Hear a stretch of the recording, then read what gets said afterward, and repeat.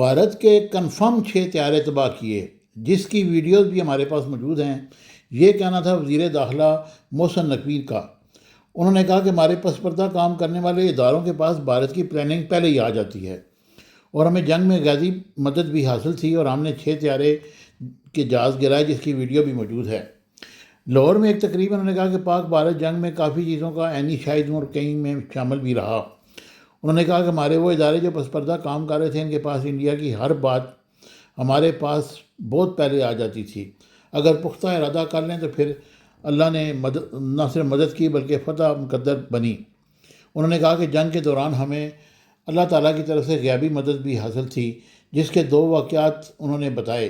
انہوں نے کہا کہ بھارت نے نور خان ایئر بیس پر 7 میزائل فائر کیے، مگر اس حملے میں کوئی جانی نقصان نہیں ہوا، کیونکہ وہ کچھ پہلے ایئر بیس سے باہر یا پھر ادھر ادھر گرے، جبکہ ہم نے جواب میں بھارت کے 36 اہداف کو نشانہ بنایا۔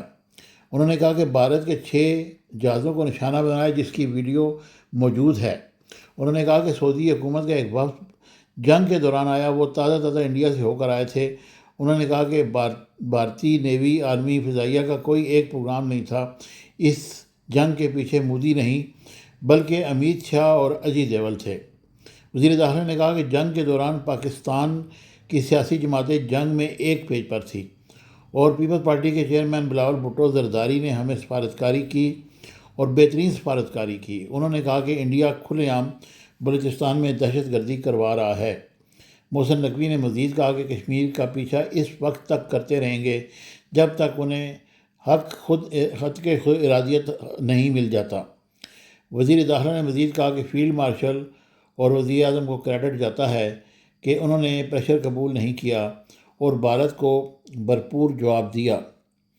یہ باتیں انہوں نے اس لیے کہی ہیں کیونکہ اس وقت انڈیا میں یہ سیاسی جماعتیں اور حکومت میں بیٹھے لوگ بھی آپس میں لڑ رہے ہیں، کیونکہ ان کو سمجھ نہیں آ رہی کہ ہم جنگ کیوں ہارے۔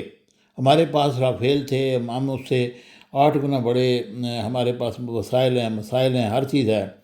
اور آج یہ بھی خبر ہے کہ امریکہ نے بھارت سے مذاکرات سے انکار کر دیا ہے، اور بھارتی امریکنز جو سرمایہ کار ہیں یا ان کے حکومت کے لوگ ہیں، وہ بھارت نہیں آ رہے۔ تو یہ ایک اور ان کے لیے ایک سیٹ بیک ہے۔ Subscribe my channel Business Times News for latest political, national, international news. Don't forget to subscribe Business Times News.